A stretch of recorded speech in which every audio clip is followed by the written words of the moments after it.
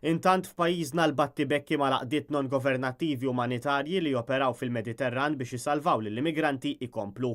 Il-ħamis il-vapur Aquarius li niżżel 141 immigrant f'pajjiżna tħalla jitlaq mill-port il-kbir. Iżda min-naħa l-oħra għataw numru ta' bastimenti maqbuda fil-portijiet Maltin, fosthom il-vapur Sea-Watch 3 li ilu jinżamm Malta għal dawn l-aħħar 51 ġurnata.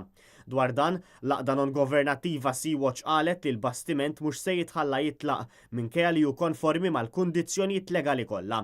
Għaldaqstant fi stqarrija, Sea-Watch għamlet appell lill-Gvern Malti biex iwaqqaf dan l-atteġġament li fi kliema u biss motivat sabiex jirbaħ punti politiċi minn din is-sitwazzjoni għaliex kull mument li dan il-bastiment jitħalla fil-port ifisser li hemm il-ħajjiet tal-immigranti fil-periklu.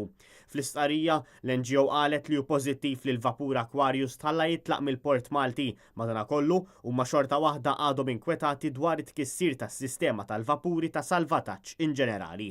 Żiedu li anke jekk il-flotot kollha tal-NGOs umanitarji jkunu qegħdin joperaw fil-Mediterran, xorta waħda il-ħidma tibqa' mhux biżżejjed.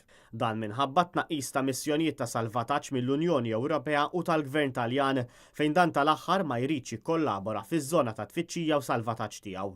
Il-kaptan tal-vapur Sea-Watch 3, Pia Klemp, akkużat li l-Gvern Malti qed jivvinta kundizzjonijiet imċajpra li ma jiffurmawx parti mill-liġi internazzjonali.